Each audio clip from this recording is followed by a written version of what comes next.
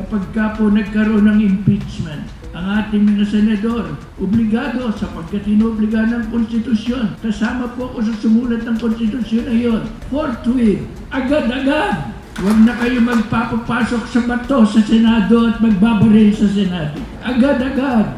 Huwag na kayo magpapalit ng liderato na gano'n na basta-basta. Kundi agad-agad. Ngunit bilang lingkod ng bayan, pag nakita ninyong tunay na nagnakaw at nakita ninyong talaga namang malakay ang ninakaw at nagbetray ng tiwala ng Pilipino, remember, public office is a public trust. Ano ang tungkulin ninyo?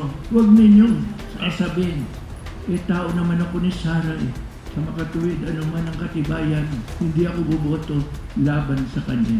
Hindi ka tao ni Sara kung ikaw ay senador. Tao ka ng bayan.